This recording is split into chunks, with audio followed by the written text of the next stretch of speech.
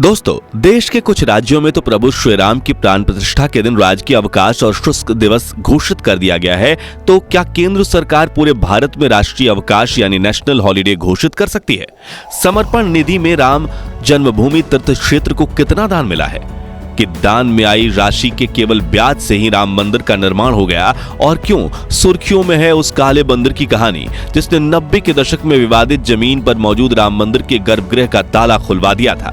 22 जनवरी के दिन भारत बनाएगा विश्व रिकॉर्ड। अंतरिक्ष में भी दिखेंगे करोड़ों जलते दिए, जिसकी केवल इसरो ही नहीं नासा भी लेगा तस्वीर। जानेंगे इस वीडियो में, लेकिन उससे पहले अगर आप सच्चे राम भक्त हैं तो वीडियो को लाइक करके कमेंट बॉक्स में जय श्री राम जरूर लिखिए। अयोध्या में राम मंदिर पर हुई धन वर्षा, लक्ष्य से 4 गुना समर्पण निधि हुई इकट्ठा। सिर्फ ब्याज के पैसों से ही राम मंदिर निर्माण का कार्य हुआ समाप्त। जी हां दोस्तों, साल 2021 में राम जन्मभूमि तीर्थ क्षेत्र ट्रस्ट ने राम मंदिर निर्माण के लिए समर्पण निधि योजना की शुरुआत की थी, जिसमें देश विदेश से राम भक्त मंदिर निर्माण के लिए दान दे सकते थे।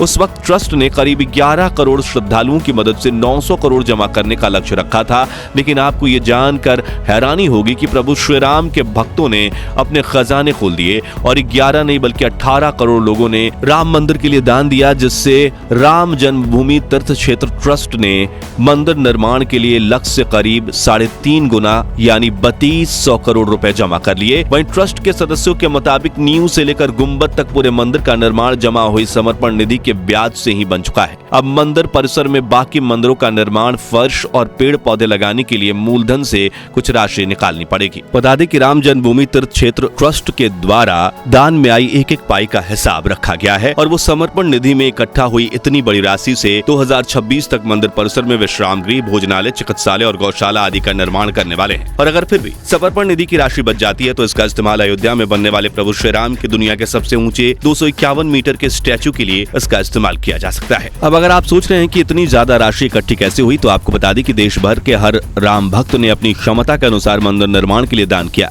यहाँ तक कि काशी प्रयागराज से 300 भिखारियों ने भी साथ मिलकर ट्रस्ट को 4.5 लाख रुपए दान में दिया। इसके अलावा प्रतापगढ़ में रहने वाले राष्ट्रीय स्वयंसेवक संघ के कार्यकर्ता सियाराम गुप्ता ने सुप्रीम कोर्ट के फैसले आने से पहले ही यानी अक्टूबर 2018 में मंदिर निर्माण के लिए 1 करोड़ रुपए दान दिए थे। तो इसके लिए उन्होंने 85 लाख में अपनी 16 बीघा जमीन बेची थी और रिश्तेदारों से भी 15 लाख रुपए उधार लिए थे। वहीं पिछले 2 सालों में देश के 4 लाख गांवों में समर्पण निधि इकट्ठा की गई। वहीं मोरारी बापू ने अब तक सबसे ज्यादा यानी पूरे 11 करोड़ रुपए की समर्पण निधि दी थी। लेकिन हाल ही में महाराष्ट्र के मुख्यमंत्री एकनाथ शिंदे के बेटे श्रीकांत शिंदे रामनगरी अयोध्या पहुंचे थे, जहां वो कार सेवकपुरम में जाकर राम मंदिर जन्मभूमि ट्रस्ट के महासचिव चंपत राय से मिले और उन्होंने भी 11 करोड़ रुपए की राशि दान दी। और तो और मंदिर निर्माण के दौरान हजारों भक्तों ने सोना चांदी से बने आभूषण और सोने के सिक्के व बिस्कुट भी दान किए। और इस वक्त ट्रस्ट के पास 4 कुंटल से भी ज्यादा सोना मौजूद है। हालांकि इसका इस्तेमाल कैसे किया जाएगा वो अब तक तय नहीं हो पाया है, मगर सुरक्षा के नजरिए से इसे पिघलाकर बड़ा ब्लॉक बनाया जाएगा और एक जगह स्टोर किया जाएगा। और समर्पण निधि की इतनी बड़ी राशि प्रभु श्री राम के प्रति सनातन धर्मियों की श्रद्धा की एक झलक दिखाती है। कोर्ट पहुंचे थे हनुमान जी लेकर बंदर का अवतार। जज कृष्ण मोहन पांडे ने किया था चमत्कार को नमस्कार। दोस्तों, 80 के दशक में अयोध्या में जब राम मंदिर और बाबरी मस्जिद का विवाद चल रहा था, तब सरकार ने इस विवादित स्थल पर ताला लगा दिया था। लेकिन सन 1986 में फैजाबाद की कोर्ट में भगवान श्री राम का मंदिर खुलवाने की अपील पहुंची थी, जिसका फैसला करने वाले थे जज कृष्ण मोहन पांडे, जो कि उस वक्त एक ऐसा किस्सा बताते हैं जो सुनकर आपके रोंगटे खड़े हो जाएंगे। जज साहब बताते हैं कि जिस रोज मुझे मंदिर के गर्भगृह का ताला खोलना या नहीं है इस केस पर फैसला करना था, उस रोज मैं कोर्ट में जाकर अपनी कुर्सी पर बैठा तो मुझे मेरी अदालत की छत पर एक फ्लैग पोस्ट पकड़े बैठा एक काला बंदर दिखा। वे लोग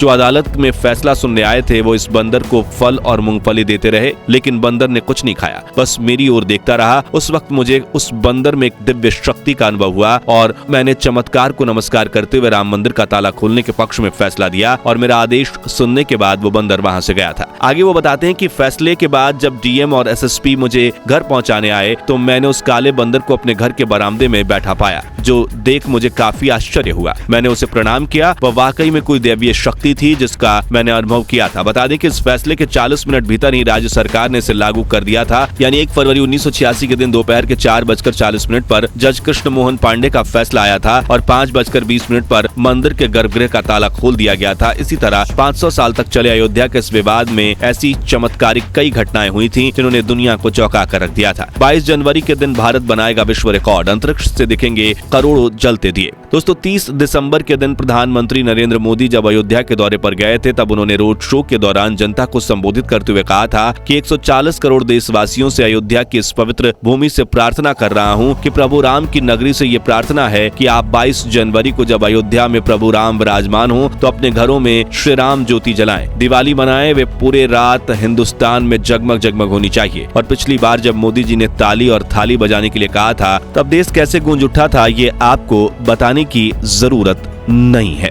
और इस बार तो भारत के सभी सनातन धर्मी 500 सालों की कड़ी तपस्या के बाद प्रभु श्री राम की अपनी जन्मभूमि पर विराजमान होने के इस अवसर पर काफी ज्यादा खुश हैं, जो 22 जनवरी को दिवाली की तरह मनाकर अपने घरों में 10-10 दिए भी जलाने वाले हैं। ऐसे में आंकड़ों के मुताबिक 22 जनवरी की शाम भारत में करीब 100 करोड़ से भी ज्यादा दिए जलाए जाएंगे, जिससे पूरा भारत चमक उठेगा। एक साथ इतने ज्यादा दिए जलाने का विश्व रिकॉर्ड बन जाएगा और रिपोर्ट की माने तो ये रोशनी इतनी ज्यादा होगी कि अंतरिक्ष से भी नीली पृथ्वी पर जगमगाते हुए भारत का नक्शा देखा जा सकेगा।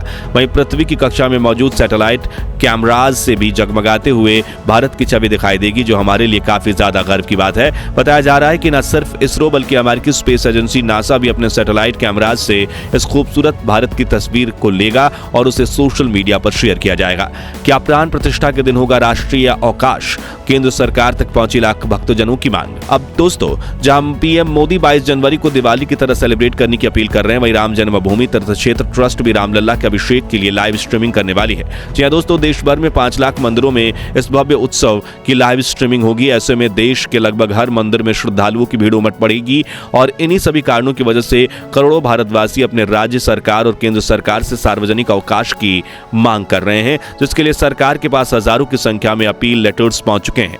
और खबरों के मुताबिक गुजरात, राजस्थान और उत्तर प्रदेश में तो जल्द ही राजकीय अवकाश घोषित किया जाएगा। यहां तक कि राजस्थान में मुख्यमंत्री भजन लाल की सरकार ने तो इस पर चर्चा भी की है। वहीं महाराष्ट्र के मिनिस्टर मंगल प्रभात लोढ़ा ने भी चीफ मिनिस्टर एकनाथ शिंदे को स्टेट हॉलिडे करने की मांग करते हुए चिट्ठी लिखी है, जिसमें उन्होंने पूरे राज्य में दीपोत्सव मनाने का निर्देश दिए जाने की मांग की है।